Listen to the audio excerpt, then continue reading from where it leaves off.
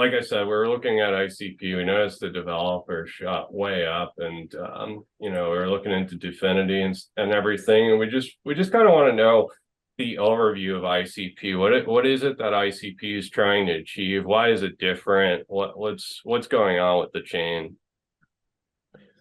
Sure. I mean, maybe I just start with like a basic, I guess, overview of what the protocol is doing. So, I mean, what we try to do is really to take on this like vision of a world computer that sort of came out of the Ethereum community and thinking about that, how we could realize that, and then essentially started from building that from scratch, right? Thinking about, okay, if you want to do like a world computer, I mean, what would that really mean?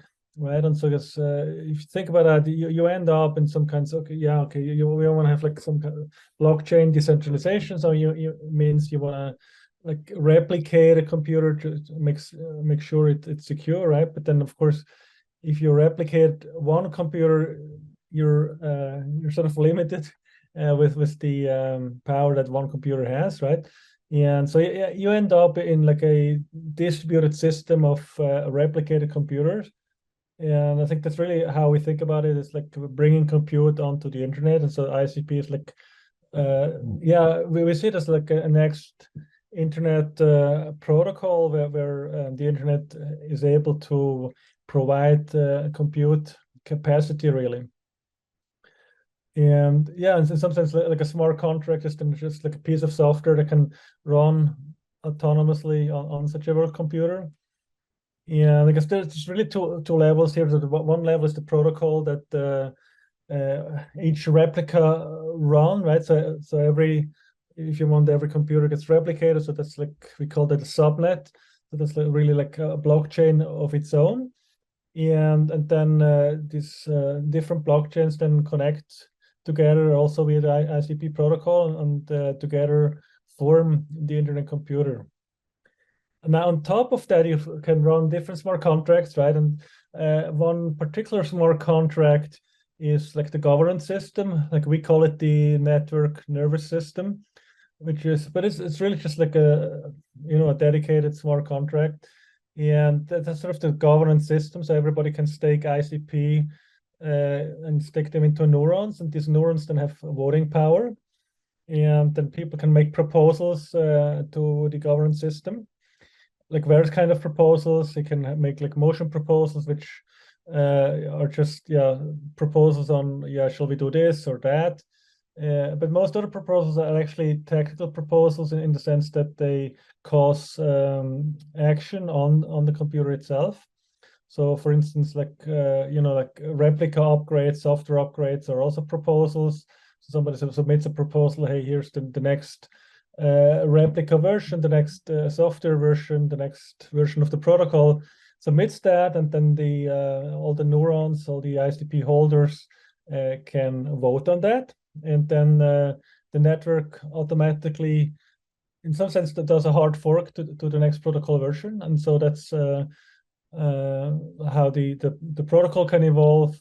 It's also how like different nodes can be added. So if you want to be a node provider, again, you can make a proposal to the protocol, and then you get assigned to a subnet.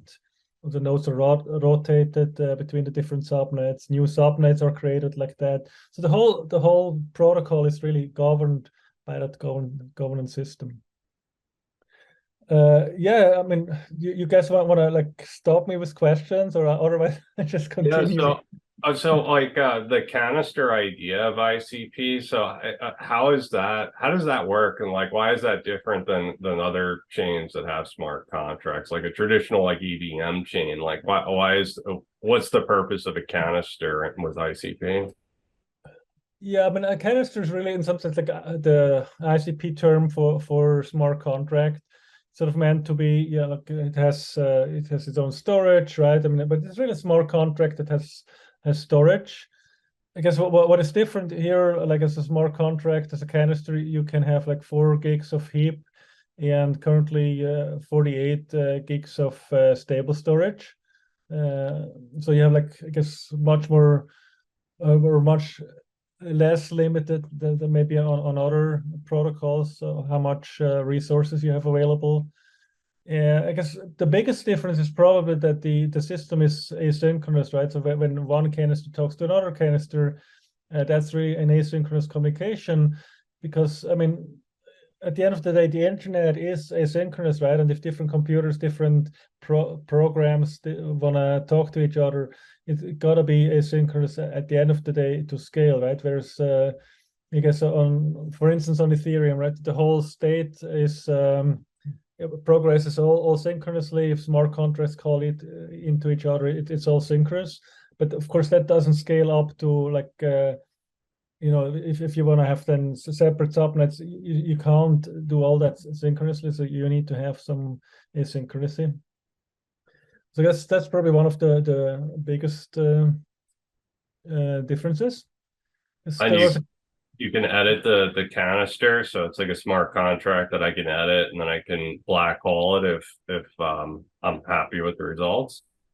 Yeah, exactly. So that's another difference. Although I mean, I guess technically it's a difference, but then in many ways it's not really how smart contracts and other chains are implemented these days. But yes, you can upload your canister, your smart contract onto ICP. And then you can also update it. There's like function like messages where you can say, okay, I want to upgrade my smart contract. Every smart contract has like a controller, so that the person or the principal who submitted that it can have several controllers, but also it can have no controllers. So then it's actually black hole, and you can no longer upgrade it, as you say, right? So if you're happy with it, you can have that. So it's the whole continuum, right? Like, yeah, it's upgradable to it's black hole and cannot be upgraded.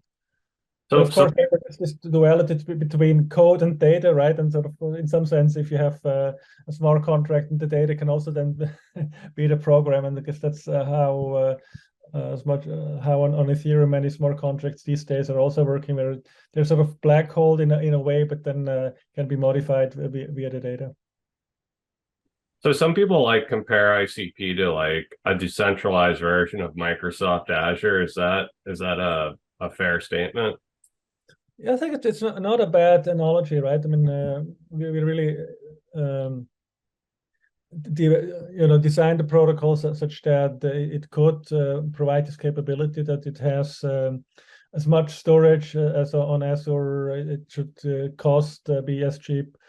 I mean, at the end of the day, like some of the subnets have 13 replication, others have like 40x replication. And if you think about Microsoft or other cloud providers, they also have some replication, right? That drives the cost. But then also, like if you think then further, if you have some instance on a cloud, this is replicated on the cloud. But then if you think about how that data gets accessed, spread out through the internet, it's replicated as well, and even further replicated. So at the end of the day, if you compare, like a subnet with replication factor, it pretty much turns about a similar replication than you would have with cloud-based solution. So in some sense, yeah, we think as a work computer also, in the sense that eventually it would replace, would be a better alternative to Microsoft or Amazon Cloud, because it's decentralized, nobody owns it. It can run forever. Nobody can switch it off. So that is sort of the vision, indeed. So the storage is on chain, right? So if I upload an NFT, that's actually part of the subnet, and that's a decentralized data. So it could really be any type of media or anything in general that's decentralized. Is that correct? Totally, yeah. So right now, like a subnet has like 500 giga of storage. We're gonna blow that up to 1 tera very soon. And then we also want to introduce something, I mean, you could call it cold storage, right? I mean, so that this 1 tera is really the storage that smart contracts have, like all the replicas always have in memory. That's always live. And we're also going to extend that with cold storage that is even cheaper. But yeah, I mean, we have projects like Portal is one of these projects that upload whole movies that turn them into NFTs and can surf them, stream them right off of the internet computer. So actually, I mean, the page you just show here, that actually is a smart contract itself, right? So because you don't really see it because it looks like a URL, but that's a smart contract. So you talk directly to the internet computer. It can serve web. That's probably also a difference to other protocols. Yeah, that's a really unique design, right? To have the whole entire website basically, right? And I'm going through HTTPS, but really on the back end, it's part of a subnet that's decentralized. So what's the relationship with Dfinity and ICP? Like, how does that work? And like, why are there so many developers that were so enthusiastic about working with ICP? Well, of course, I don't know really what are the developers' hats, but I mean, yeah, let's start with the Dfinity Foundation. So the Dfinity Foundation, so we are about 200 people. About 130 of them are in R&D, like a ton of software engineers, a ton of cryptographers, a ton of distributed systems researchers.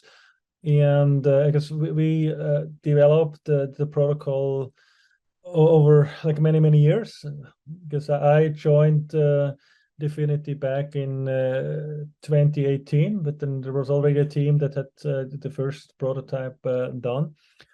Yeah, and so we evolved the protocol, added it, and then finally launched in May 2021.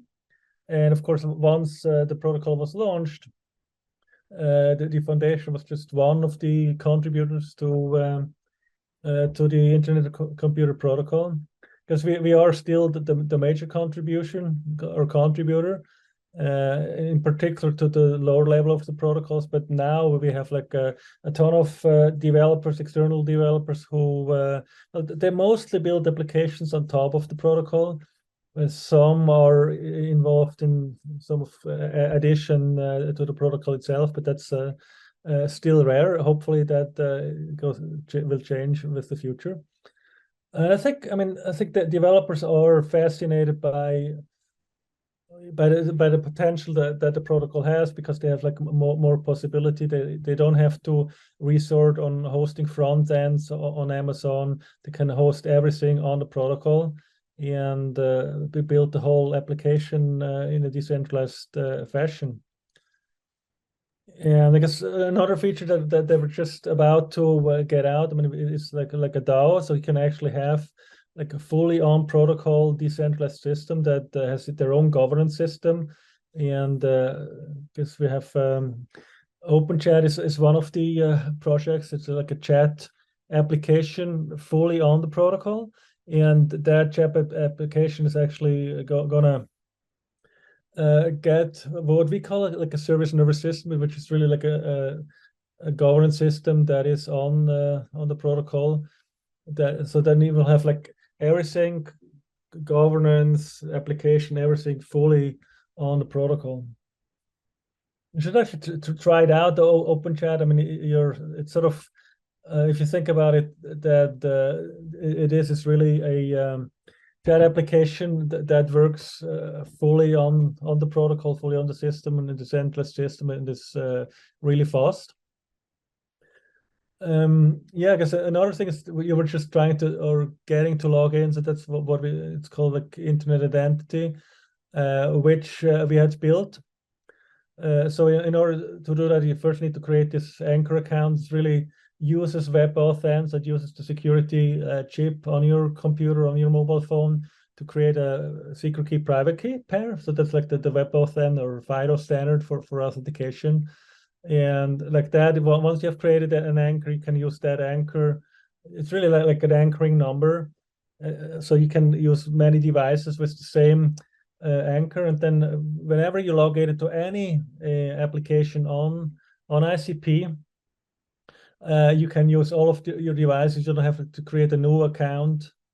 And so it's really like an authentication, a blockchain authentication system. It will create like a different pseudonym for every dApp. And nevertheless, you can use, once you have created like a login or an account with a dApp, you can use that across all your devices. So you don't have to re-add your device for every app. You just have to do it once with this Anchor protocol. Does anyone have any questions? I don't want to like hog all the time. So if anyone has any questions, just feel free to interject. But if not, I'm interested to hear your take on the way bridging is today and like how ICP does it differently with bridging Bitcoin and the different types of different assets, and if that's more secure in your opinion. Sure, I mean that's like a topic I love, of course, a lot. So what we do for Bitcoin, and we're gonna do it for Ethereum very soon as well. I can't say too much about the timeline, but the idea is that I mean, since we have like subnets and these replicas are already a distributed system, we like with Bitcoin now, what we do is that each replica gets all the blocks from Bitcoin, and then the subnet will run consensus over those blocks, so they all agree, okay, that these are really the latest set of blocks, and from that derives the UTXO sets that it then makes available to its canisters or also to other subnets. So that means smart contracts on ICP can actually access the latest UTXO set from Bitcoin. They also they can also actually have their own Bitcoin public key, because again, by using threshold cryptography, the signing key will be distributed across all those nodes, so that then smart contracts can actually sign Bitcoin transaction and submit them directly to the Bitcoin network. So it's like, well, I wouldn't call it bridging. I would rather call it sort of direct interaction between ICP and the Bitcoin network. So that smart contracts can receive Bitcoin, they can sign Bitcoin transactions, they can send Bitcoin. It really adds smart contracts to Bitcoin.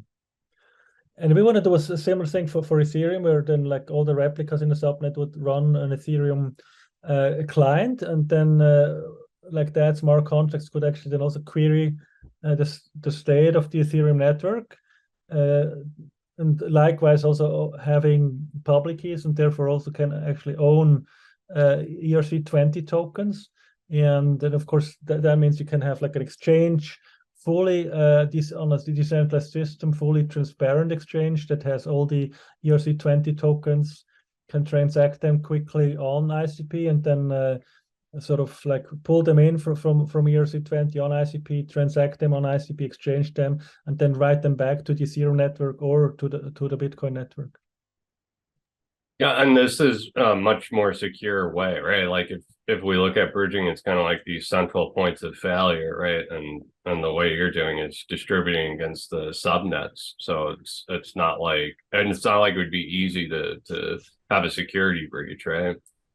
Exactly. So it's all fully like embedded in the protocol. There's like no third party, no human intervention. Nobody needs to monitor some software. It's really embedded into the protocol. So it's all code. It's all cryptography that's just running. And I guess it's hard to do anything more secure than provable cryptography and code that just runs.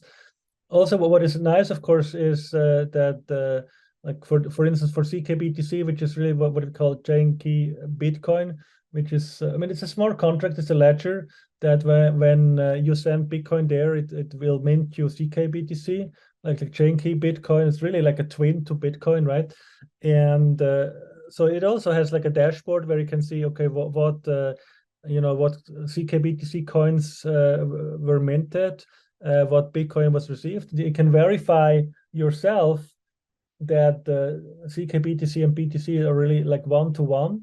You can see all the transactions. So it's fully transparent ledger, and likewise, you can also do fully transparent access.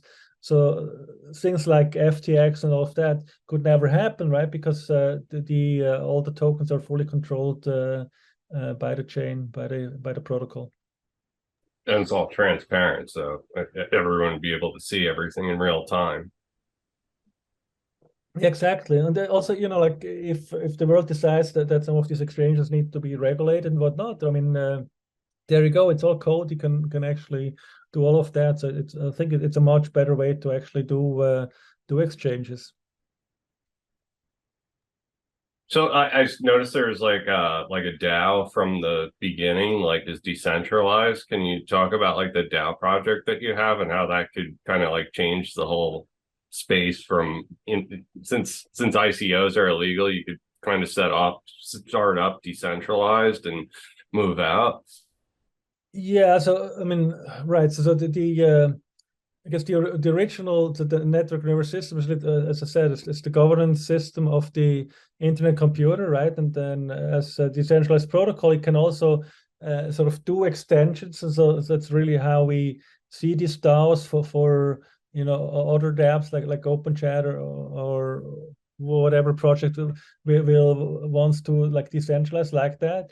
And the idea here is that then the protocol says, okay, let's do like a sub DAO if you want, or let's do like a child DAO for such applications, and then the protocol will then generate tokens, can do a decentralization sale so that these tokens are really held by a wide variety of parties, and then once that is done, then it will create a DAO for that dApp, and that's how. New DAOs can be created for dApps. The tokens for that dApp can be created, minted, so that then these dApps can use those tokens to, pay for their development, pay like raise funds. That's like one thing, but they also, of course, can use those tokens to incentivize users. Developers to participate in that DAO, to participate in the dApp, help building the dApp. And so, for instance, in case of OpenChat or some other social network, I mean, those tokens can then be used also to, incentivize people to find other peoples, to refer people to become part of the social network, monitor, messages, pictures, whatever on the social network. So it really becomes like a DAO, right? A decentralized organization that builds, maintains, moderates like a social dApp. Yeah. So in case anyone missed that, it's like it starts off decentralized, so you don't have to worry about some type of centralized entity starting up the project. It starts off and already it's distributed, so you keep going from there. So do you have any is there any public information about proof of concepts or partnerships that involve anyone that's like pretty big testing ICP that you can talk about? Or there's a ton of projects that already run on, like OpenChat is one, Discover is one, District is one. I mean, there's a whole list. If you go to the website, you see a whole list of the ecosystem, what projects are doing.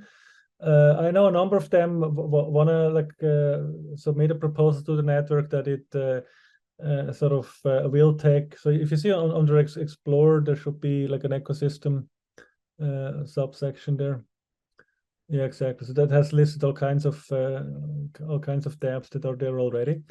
And many of those, want to propose themselves as to become part of the Internet Computer Protocol or an extension of it with these DAOs.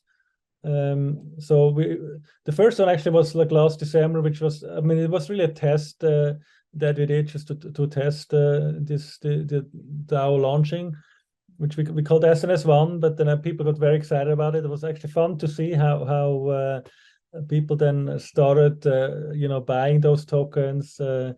And it was really just like a toy example. It was just a logo, like a smart contract that just displayed a logo. But the community really took that up and started playing with it. It also showed, some limitations that we had at the time that we're fixing now for the first real project to then tokenize themselves, become an extension of the protocol. so how do the tokenomics work? Like, where does demand for ICP token come into play? Yeah, it's a good question. So, So the ICP token can be used for, I guess, really two things. The first one is you can convert it into what we call cycles in the ICP ecosystem. So cycles is how you do pay for your smart contract. So there's like the internet computer has like a reversed gas model. So that means a smart contract has to be charged up with cycles. So it's like a prepaid system if you want. So you give those cycles to a smart contract, and then whenever it gets called, the cycles get burned for that execution it consumes. So that's one way how ICP can be used. And the clue here is that the costs of smart contracts is really static. So we like the protocol measures how much execution, how much storage, and so on and so forth. Smart contracts uses. So storage is built in regular intervals. Execution is obviously built whenever a smart contract gets executed, and that price is really stable. So we the system monitors XDR. This so actually a smart contract can call out with HTTP calls to the rest of the world, and then so that's it makes calls to various exchanges to figure out what ICP, what the price of ICP is, and then converts that, depend on that rate into cycles. And about 1 trillion cycles is about like $1.4 currently. So that's how you pay for computation. I think another demand for ICP will be then to invest in DAOs, right? I mean, if somebody launches a project and you want to participate in that, you want to invest in it, then you can also buy, like you get ICP in order to buy those tokens to take part in the decentralization sale.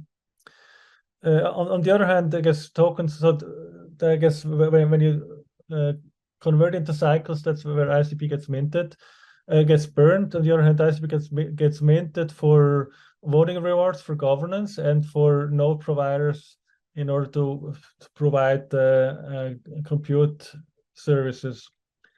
And also for node provider, that's like static. So node providers know exactly how much they get. So typically a node provider gets like $2,000 a month to run a node, which again is like very, I mean, it makes it easy for them to calculate their business, how much they have to spend or how much they can spend on bandwidth, on electricity, and all of that. And the front end users, they don't have to pay, right? The developers on the back end fill it up with ICP, and then the users they're not. Yeah, exactly. I think that's also a huge difference to like other protocols. As a user, all I have to do, I have to have a browser somewhere, and then I can use everything already. Then for some applications, you might want to use you create this internet identity or have some other form of logging in. But yeah, the hurdle, the bar for use to use the internet computer is really low, right? You just need a browser. There's many, if you could go to district, you can already see what's on there. You talk to ICP without having to have any tokens. And of course, every DApp can then figure their business model out themselves. So some might do premium accounts where you have to buy ICP on exchanges to maybe pay for this premium service. Other might decide to show you advertisement, like the whole bandwidth of how you figure out the business model of your application. Yeah, I mean, in my opinion, that was a really wise choice, for adoption in general. It's like, if you have all these different barriers, nobody is going to want to use the thing except for like diehard fans. So just not charging people the gas just to use the protocol, I think is a really smart idea. Yeah, thank you. We agree, right? I think it's also like if for others you need to install something like MetaMask, right? It's like another not decentralized part of the system, right? So you have to download MetaMask, it's your browser extension, and then like if MetaMask gets blocked, you no longer have access to your NFTs and whatnot, right? So I think it's important that people can, via HTTP directly connect to the protocol and interact with it. So Azog wants to know about storage. Is each node in the subnet, do they have data and the IC protocols tapping into each node's storage, or how does the storage work?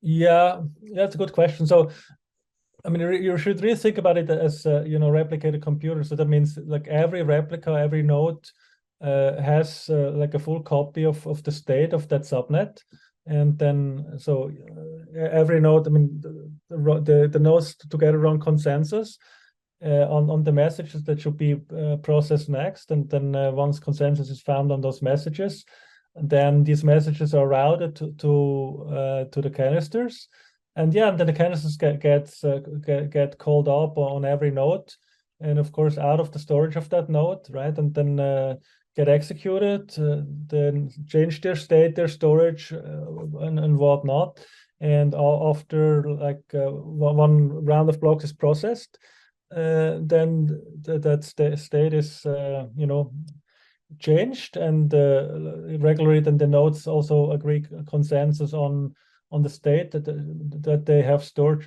just to make sure that like no bit flips or anything like that happens.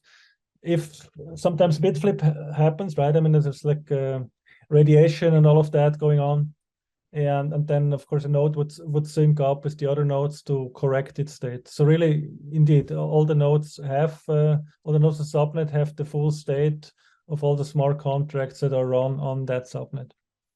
And as I said, right now we have about 500 gigabit of storage that every node uses, but we're gonna like extend that drastically over the next couple of months. So does anyone have any questions? Like I said, I don't want to hog up all the time. So if anyone has any questions, feel free to speak now or forever hold your peace. Yeah, hi, Darren, thanks so much for hosting. And Jan, it's very nice of you to come on and share all this information with us. I had a question about your ecosystem. The projects and dApps that you feature, are those funded by Dfinity or ICP, or are those just like independent developers building? Well, they're really independent developers building. I mean, we do give out grants to projects, but they're really small grants. There's something like 25, 50, sometimes 100K, very, very small grants. And I mean, we try to support projects, but we also believe that like if you give people whatever 3 million to port something or to run a project on ICP, I mean, their motivation is then to maybe get that money. On the other hand, we really want to make sure that projects, that they do have their business model, they're fully engaged with it. And so actually all the projects we list, some of them got grants, not all of them. Some of them are fully self-funded. Like District is, for instance, is one of the examples that they are fully self-funded. Nevertheless, of course, we work with them if they have questions, if they have problems. We regularly talk to them to make sure that the protocol serves them well, to align the priorities of like what Dfinity should develop next, and so on. So it's a very lively ecosystem, a ton of good people, and a ton of fun to interact with these guys. That's great. I personally have been working on a project. I have a nonprofit that basically educates young people about the financial world, and that is now including crypto, and we're moving more into that space. I was curious if there is some application process for that grant, or is it possible to perhaps get your information and have another conversation with you so I can share a little bit more about what we're doing? Sure. I mean, I'm reachable like via all the different channels. I guess email is jan@dfinity.org.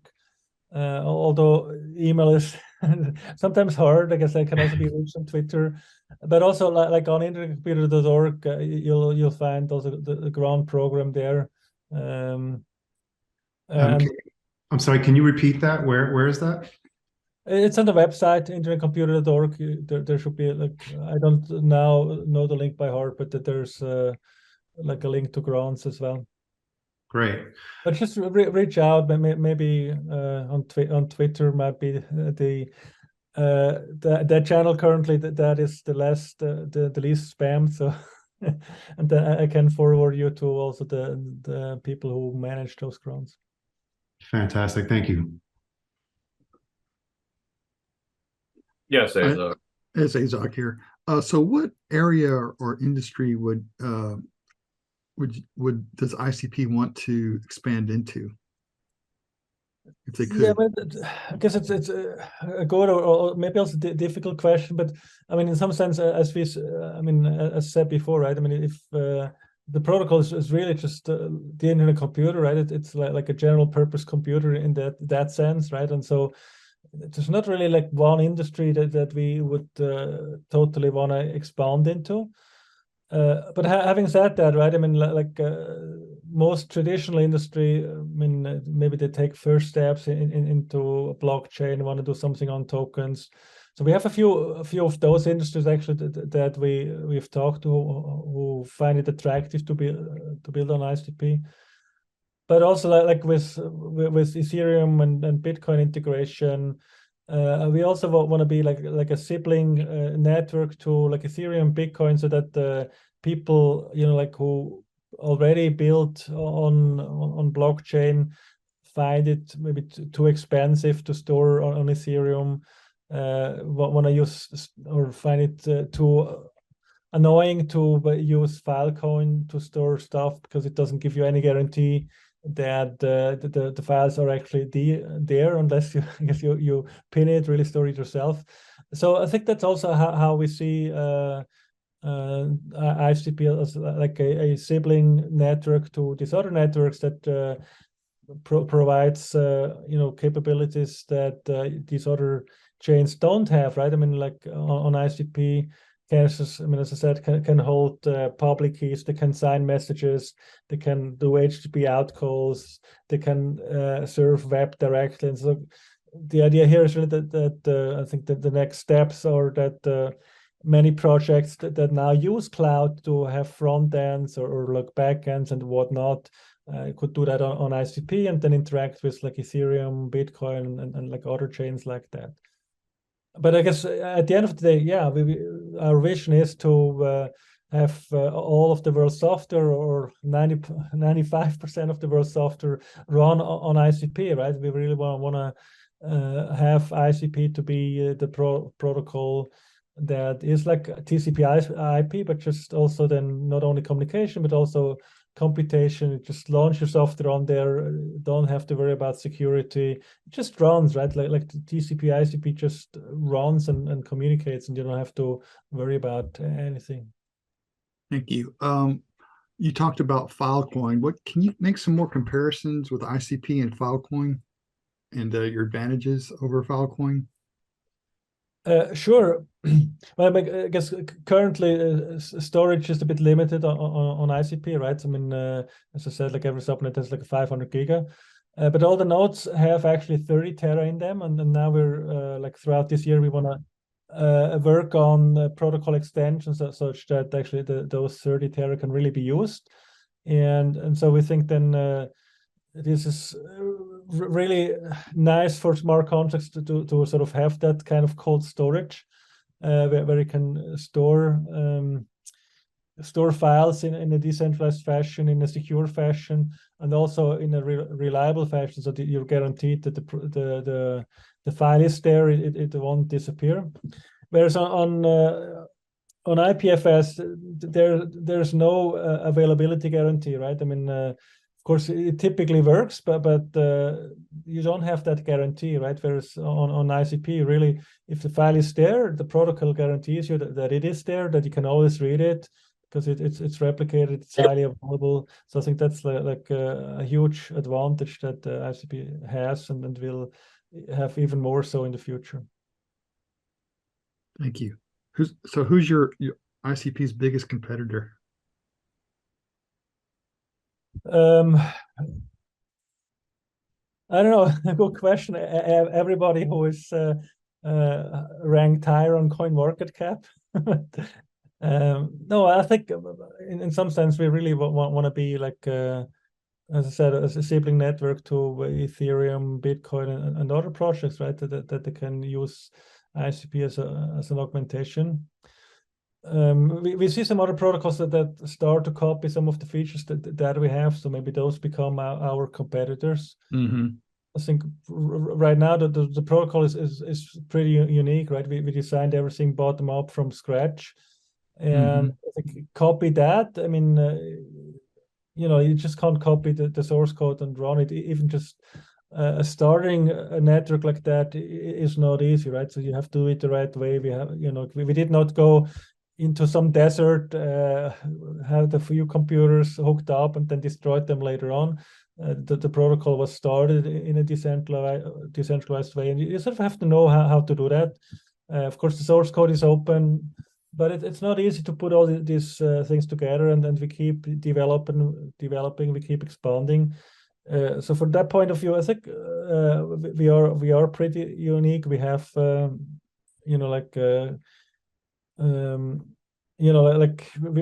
are maybe the most advanced protocol out there, but then of course also not the one that is the most used, right? I mean, obviously Ethereum, Bitcoin are those protocols that are most used. So yeah, I really see ourselves or see the Internet Computer Protocol as like an augmentation to some of the existing blockchain networks that have a different approach, high replication, proof of work, proof of stake, whereas we have another approach. And I guess you can combine the strengths of one with just like the being widely adopted with the features that ICP offers together, and then yeah, I think that's how I see the next couple of years. Thanks. There's my last question. Earlier, you alluded to pricing of, I think it's a token. I'm not sure if it's the token, but you said there's like you didn't use the word oracle, but it seems like you referenced that ICP would go out and scan everywhere for different prices and decide on a certain price. Can you talk about that more? Sure. So right, that's true. So like a smart contract or ICP, a smart contract on ICP doesn't really need an oracle, because they can make HTTP out calls themselves. So if there's the protocol offers a system interface where that the smart contracts can call, then they can make a call to any HTTP address. And then, so that means all the replicas of the, so like each replica of the subnet makes that call, get the result back, and then that result gets put through consensus. Now there's a bit trick of there, right? Because I mean, depending on the URL, the result might be slightly different. So actually, what happens is the smart contract can also then do like a normalizer. Have a normalizer function. That function that gets then called by every replica to make sure actually that the result is unique, right? I mean, if you have like, there might be some timestamps, that there might be some deviation maybe in some of the results, so that you could filter that out and then actually receive the result. And so that's like, in some sense, oracles are built into the protocol, and that's also what the protocol uses to call out to exchanges to determine prices, exchange rates between different token pairs.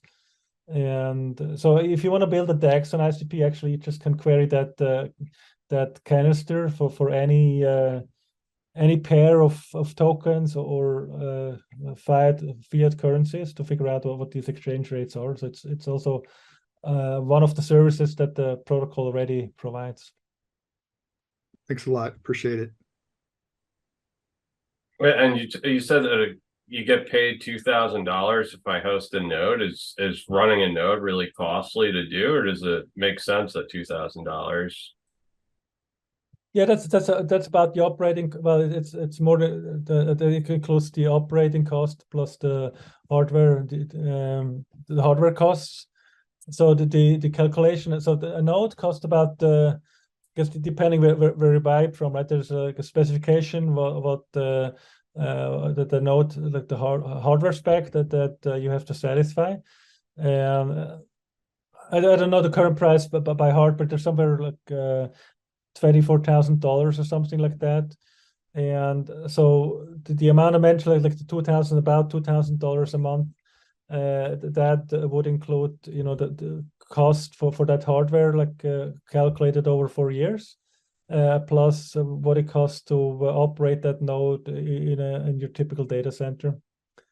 And as I said, in order to become a node provider, you buy hardware according to that spec.